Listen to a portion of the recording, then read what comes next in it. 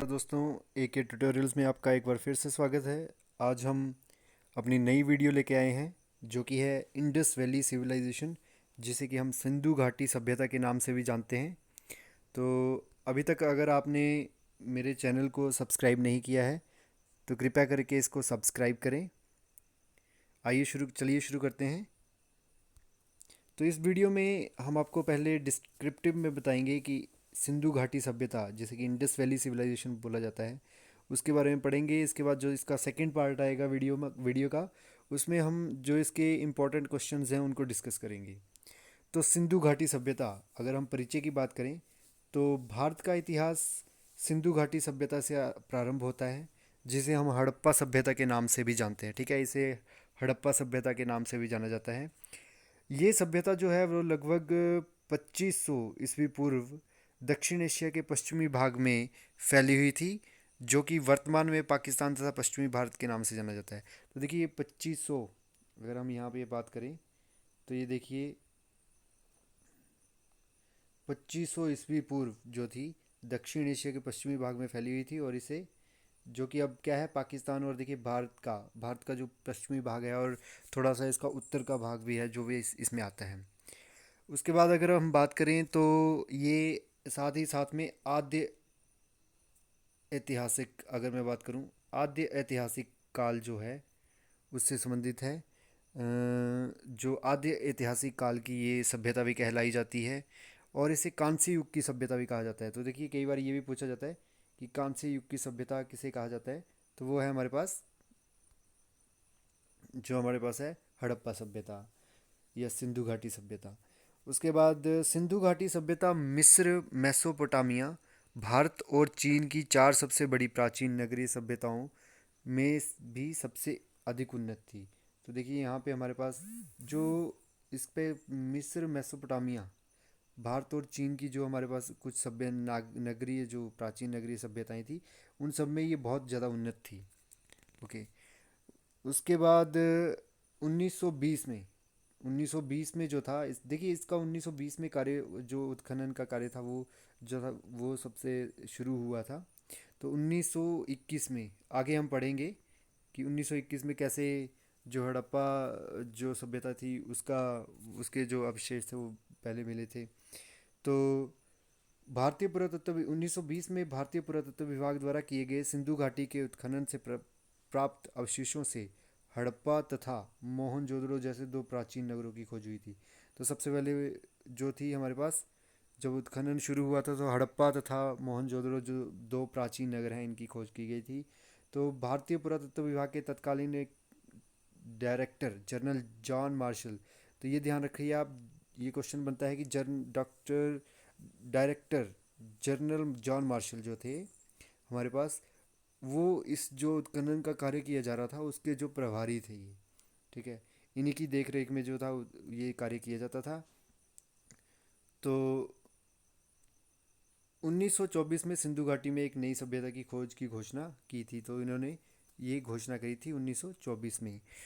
तो जो सिंधु घाटी सभ्यता है, इसके अगर हम और जो इम्पोर्टेंट इसके जो फैक्ट्स हैं उनकी अगर हम बात करें तो देखिए हमारे पास क्या है कि जो हिंदू जो हड़प्पा संस्कृति है या सभ्यता है, या तो इसका जो संपूर्ण क्षेत्र का आकार है, आकार की अगर हम बात करें, इससे भी क्वेश्चन बनता है कि इसका आकार कैसा है। तो संपूर्ण जो क्षेत्र है उसका आकार जो है वो त्रिभुजाकार है। त्रिभुजाकार मीनिंग ट्राइंगल, देखिए इस तरह से ट्राइंगल है। तो इस तरह से इसका जो त्रिभुजाकार जो है वो यहाँ पे हमारे पास क्षेत्र का इसका आकार है। उसके बाद आते हैं नेक्स्ट पे कि हमारे पास जो है व्यापार, अगर हम व्यवसाय की बात करें तो व्यवसाय जो था इसका हड़प्पा संस्कृति का, तो वो था हमारे पास व्यापार, बिजनेस यहाँ के लोग ज़्यादा करते थे। तो बिजनेस जो था इनका मुख्य व्यापार था। उसके बाद आते हैं नेक्स्ट पे कि हमारे पास तो इसके बाद यहाँ पे हमारे पास क्वेश्चन इस तरह से बन सकता है कि जो इससे रिलेटेड था, हड़प्पा से रिलेटेड, वो है कि हड़प्पा के जो मिट्टी के बर्तन, क्योंकि हमें मिट्टी के बर्तनों के विशेष यहाँ पे देखने को मिले थे, तो जो मिट्टी के बर्तन थे उन पे कौन सा रंग किया जाता था, तो वो था लाल रंग। तो ये आपने ध्यान रखना है कि लाल रंग, जो मिट्टी के बर्तन थे उन पे लाल रंग किया जाता था। उसके बाद है कि हड़प्पा, देखो यहाँ पे मुद्राओं का भी हमें देखने को मिलता है। हड़प्पा काल में जो मुद्राएं थी वो उनका निर्माण भी हुआ था, और जो मुद्राएं थी उनके ऊपर जो किस रंग का प्रयोग किया जाता था, तो उसमें जो है वो टेराकोटा, ठीक है, टेराकोटा रंग का प्रयोग किया जाता था। तो जो मुद्राएं थी उनके ऊपर टेराकोटा रंग का प्रयोग किया जाता था।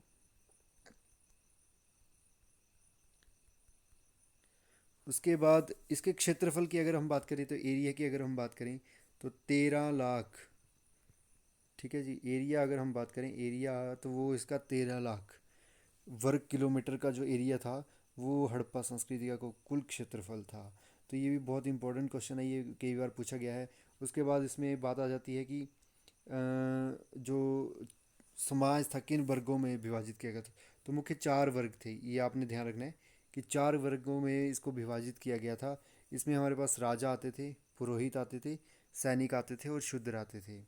उसके बाद इसमें एक ये भी था कि जो यहाँ पे था हड़प्पा संस्कृति में, तो उसमें मोहरें जो बनाई जाए, मोहरें भी इसमें देखने को हमें मिली थी।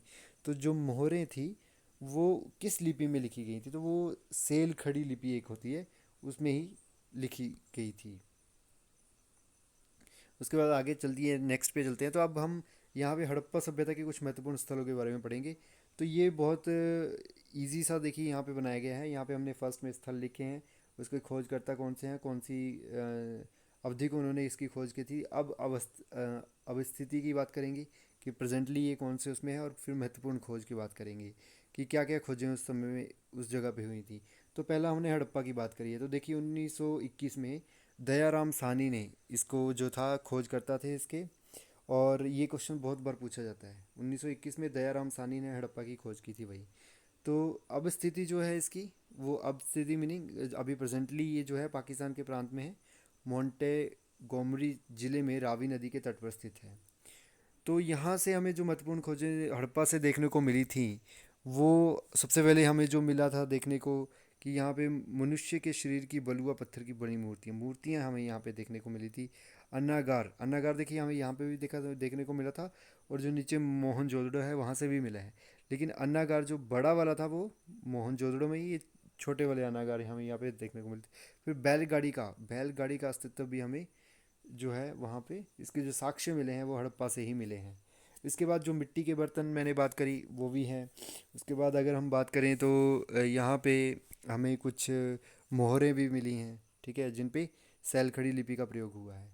उसके बाद आते हैं नेक्स्ट मोहनजोदड़ो की तरफ। तो मोहनजोदड़ो देखो, इसे ये बहुत इंपॉर्टेंट क्वेश्चन बनता है कि यहाँ पे मोहनजोदड़ो को मृतकों का टीला कहा जाता है। ये देखिए मृतकों का टीला, तो ये मोहनजोदड़ो को मृतकों का टीला भी कहा जाता है। और ये राखल दास बनर्जी, ये बहुत इंपॉर्टेंट है, राखल दास बनर्जी ने इसे 1922 में जो था यहाँ की खुदवाई करवाई थी, और इस जगह को ढूंढा था, इसकी खोज करी थी। तो ये अभी जो है वो पाकिस्तान के पंजाब प्रांत में लरकाना ज़िले में, कई बार ऐसे भी पूछा जाता है कि अभी ये कहाँ पे है या कौन सी नदी के किनारे स्थित है। तो देखिए ये लरकाना में है पाकिस्तान प्रांत में, और ये सिंधु नदी के तट पर है। जो हमारे पास हड़प्पा है वो रावी नदी के तट पर है। तो यहाँ पे जो जो मोहनजोदड़ो में हमें बहुत ही इंपॉर्टेंट जो खोजें हुई थी वो हुई थी। तो यहाँ पे जो हमारे पास मोहनजोदड़ो में बोला जाता है कि ग्रेट बाथ, विशाल स्नानागार जिसे हम ग्रेट बाथ कहते हैं, वो मोहनजोदड़ो में है। उसके बाद जो ग्रेट अन्नागार, इसकी जो अवशेष मिले थे वो भी हमें क्या मिले थे, यहीं से ही, ग्रेट ग्रेनरी जिसे कहते हैं, वो भी हमें मोहनजोदड़ो से ही मिली थी। उसके बाद कांस्य की नर्तकी की मूर्ति, ठीक है, कांस्य की हमें जो एक डांस करती हुई जो मूर्ति मिली थी, डांसर की मूर्ति मिली थी, वो भी हमें यहीं से मिली थी। उसके बाद पशुपति महादेव की मोहर भी हमें यहाँ से मिली थी। और इसके बाद दाढ़ी वाले मनुष्य की पत्थर की मूर्ति, ये भी हमें यहाँ से मिली थी। और बुने हुए कपड़ों के अवशेष, देखिए ये भी कई बार पूछा गया है कि बुने हुए कपड़ों के अवशेष जो थे हमें कौन सी सभ्यता से देखने को मिलते हैं, तो वो हमें मोहनजोदड़ो से, यहाँ की जो खुदाई हुई थी उसमें से ही देखने को मिले हैं। इसके बाद अगर हम कुछ और एक्स्ट्रा बात करें, तो देखिए अगर इसी में मैं बात करूं, तो घरों के अवशेष, ठीक है, घरों के अवशेष हमें यहाँ से मिले हैं। घरों के अवशेष भी हमें यहाँ से देखने को मिले हैं। और साथ ही साथ में सिंध का नखली स्थान बाग, सिंध का नखली स्थान बाग, सॉरी माफ़ कीजिएगा, सिंध का नखली स्थान बाग जो है वो किसे बोला जाता है, वो मोहनजोदड़ो को ही बोला जाता है। तो ये आपने ध्यान रखना है क्योंकि ये भी बहुत इंपॉर्टेंट है, कई बार पूछा गया है। उसके बाद आते हैं, चलिए नेक्स्ट की तरफ। तो नेक्स्ट में हमारे पास क्या आता है, यहाँ पे हमारे पास देखिए चहुंदड़ो, इसकी खोज, ये जो हमारे पास स्थल था, इसकी जो खोज की थी एनजी मजुमदार ने 1931 में करी थी। और ये सिंधु नदी के तट पर सिंध प्रांत में है। तो यहाँ से हमें क्या मिला था, यहाँ पे देखो मनके बनाने की दुकानें, मनके बनाने की दुकानें और बिल्ली का पीछा करते हुए कुत्ते के पदचिन्ह। तो ये बहुत इंपॉर्टेंट है, ये कई बार क्वेश्चन पूछा गया है कि बिल्ली का पीछा करते हुए कुत्ते के पदचिन्ह हमें कौन से स्थान से प्राप्त हुए हैं, तो वो चहुंदड़ो से हैं। और इसकी खोज जो की थी एनजी मजूमदार ने करी थी। उसके बाद नेक्स्ट आमरी है। आमरी जो है ये एक ही बात के लिए ज़्यादा फेमस है क्योंकि यहाँ पे हमें हिरण के साक्ष्य देखने को मिले थे। ये भी सिंधु नदी के तट पर है और ये एनजी मजूमदार ने ही इसकी खोज करी थी 1935 में। उसके बाद आते हैं कालीबंगन। अब देखिए कालीबंगन, कालीबंगन जो है ये बहुत ही इम्पोर्टेंट है। कालीबंगन जो सभ्यता है इसकी जो खोज करी थी वो अमलानंद घोष ने, यहाँ पे सिर्फ घोष लिखा हुआ है, इनका पूरा नाम था अमलानंद घोष। और 1953 कई कई जगह 1951 भी लिखा हुआ है।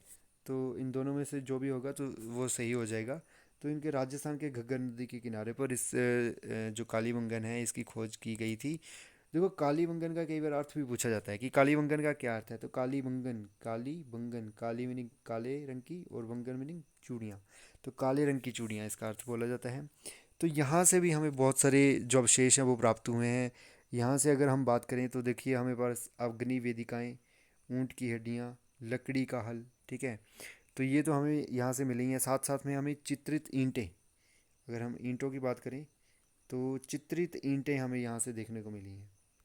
तो ये आपने ध्यान रखना है कि चित्रित ईंटें जो हैं वो हमें यहाँ पे देखने को मिली हैं। उसके बाद हम नेक्स्ट आते हैं कि इसके साथ साथ और हमें क्या, यहाँ पे पशु बलि, पशु बलि जो है वो भी हमें यहाँ से इसके अवशेष यहाँ से देखने को मिले हैं। फिर जोते हुए खेतों का साक्ष्य, कि जोते हुए जो खेत हैं उनको देख, लकड़ी का हल देख के हम ये बता सकते हैं कि यहाँ पे हल जो खेत हैं उनको जोतने का काम किया जाता था। फिर बेलनाकार एक तंदूर, बेलनाकार, अगर तंदूर की बात की जाए, देखो तंदूर की बात की जाए तो ये तंदूर की अगर हम बात करें तो ये भी हमें कहाँ से मिला है, बेलनाकार तंदूर, ये भी हमें कालीबंगन से ही प्राप्त हुआ है। तो ये आपने ध्यान में रखना है। उसके बाद चलिए नेक्स्ट पे आते हैं लोथल। देखिए लोथल भी बहुत इम्पोर्टेंट है। लोथल की जो खोज करी थी वो अगर हम बात करें तो यहाँ पे हमारे पास आर राव ने इसकी खोज करी थी 1953 में ही। तो गुजरात में कैम्बे की कड़ी के नज़दीक भोगवा नदी के किनारे पर स्थित है। देखिए मेन बात है कि ये कहाँ पे है, हमारे पास गुजरात में है। वो सीधा ऐसे इस तरह से पूछता है कि ये कहाँ पे स्थित है, तो देखिए हमारे पास गुजरात में स्थित है और भोगवा नदी के किनारे पर है। तो लोथल जो, देखिए ये माना जाता है कि लोथल जो थी वो एक बंदरगाह थी और ये बहुत प्रधान बंदरगाह जिसे हम कहते हैं, ठीक है। तो ये मानव निर्मित और प्रधान बंदरगाह थी। और इसे साथ साथ में mini Harappa, mini, sorry, mini Harappa भी कहा जाता है जी, मिनी हड़प्पा, ओके जी। तो ये आपने ध्यान रखना है कि इसको मिनी हड़प्पा भी कहा जाता है। मिनी हड़प्पा की अगर हम बात करें तो किसे कहा जाता है, लोथल को कहा जाता है। और ये प्रधान बंदरगाह थी कई बार। उसके बाद आता है कि देखो चावल की भूसी एक ये है गोदीवाड़ा। उसके बाद चावल की भूसी, तो चावल की भूसी के अवशेष जो हमें मिले थे वो भी लोथल से मिले थे, ये पूछा गया है। शतरंज का खेल की अगर हम बात करें तो ये हमें अग्नि वेदिकाएँ भी हमें यहीं से ही प्राप्त हुई हैं। तो चलिए इसके बाद आते हैं नेक्स्ट पे। तो नेक्स्ट देखिए सुरकोतदा। सुरकोतदा भी एक हमारे पास साइट थी हड़प्पा सभ्यता की, जो कि जेपी जोशी जी द्वारा खोज की गई थी 1964 में इसकी। गुजरात में है ये। यहाँ से हमें जो है घोड़े की हड्डियाँ, घोड़े के जो अवशेष, अब यहाँ पे ध्यान दें कि घोड़े के जो अवशेष हमें प्राप्त हुए थे उसको आपने ध्यान रखना है, उसका सही आंसर होगा सुरकोतदा में। ओके। उसके बाद मनको की यहाँ पे अवशेष यहाँ पे भी मिले हैं। उसके बाद नेक्स्ट जो हमारे पास आता है वो बनावली। बनावली एक और साइट थी जिसकी R S बिष्ट ने इसकी खोज की थी 1974 में। ये हरियाणा में है। देखिए अब हम हरियाणा की तरफ आ गए हैं। तो यहाँ से जो हमें महत्वपूर्ण मिला था वो जो की अगर हम बात करें तो वो हमें यहाँ से प्राप्त हुए थे। इसके अलावा जो हड़प्पा पूर्व और हड़प्पा संस्कृतियों के साक्ष्य थे वो भी कुछ कुछ यहाँ से हमें मिलते रहे थे। उसके बाद जो इम्पोर्टेंट साइट आती है वो है धोलावीरा। धोलावीरा बहुत इंपॉर्टेंट साइट है। इसकी R S बिष्ट ने इसकी खोज करी थी 1985 में, ये ध्यान रखना आपने। तो ये गुजरात में कच्छ के रण में स्थित है।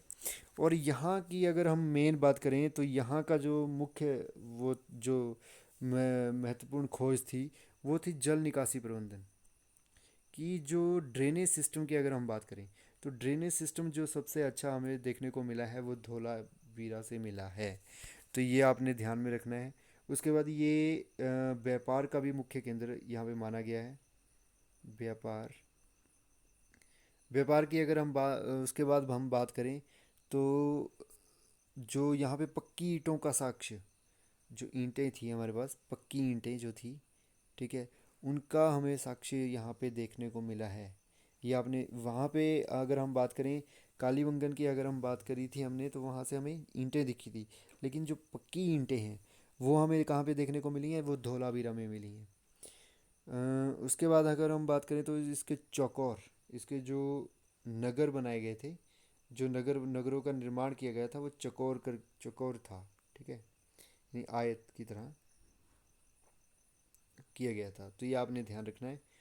तो ये थी कुछ इम्पोर्टेंट जो हमारे पास कुछ इन्फॉर्मेशन थी हड़प्पा संस्कृति के रिलेटेड। आई होप कि आप सभी को पसंद आई होगी। और एक हम छोड़ रहे हैं अभी भी यहाँ पे कि जो हमारे पास हड़प्पा संस्कृति की और साइड थी एक, उसको देमावाद, उसको कहते हैं देमावाद।